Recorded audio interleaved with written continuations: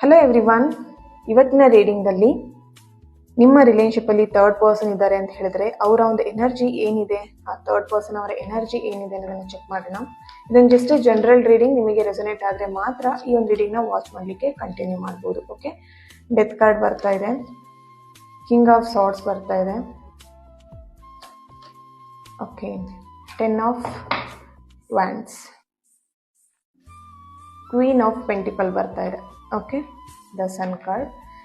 ಇಲ್ಲಿ ನಿಮ್ಮ person energy connect ಮಾಡಿದಾಗ ಇಲ್ಲಿ ನಿಮ್ಮ ಪರ್ಸನ್ ಏನಿದ್ದಾರೆ ಆ ಥರ್ಡ್ ಪರ್ಸನಿಂದ ಹೊರಗೆ ಬರಲಿಕ್ಕೆ ಟ್ರೈ ಮಾಡ್ತಾ ಇದ್ದಾರೆ ಅಂತ ಇಲ್ಲಿ ಆ ಒಂದು ಎನರ್ಜಿ ಬರ್ತಾ ಇದೆ.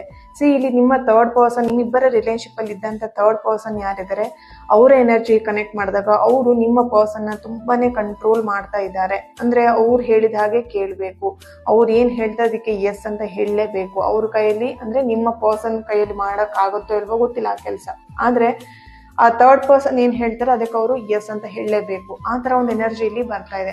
ಈ ಒಂದು ಥರ್ಡ್ ಪರ್ಸನ್ ಎನರ್ಜಿನ ನೀವು 1 ಇಯರ್ ಇಂದನೂ ಪ್ರಾಬ್ಲಮ್ ಫೇಸ್ ಮಾಡ್ತಾ ಇದ್ದೀರಾ ಅಂತ ಇಲ್ಲಿ ಕಾಣಿಸ್ತೀವಿ ಈ ಒಂದು ರಿಲೇಶನ್ಶಿಪ್ಪಲ್ಲಿ.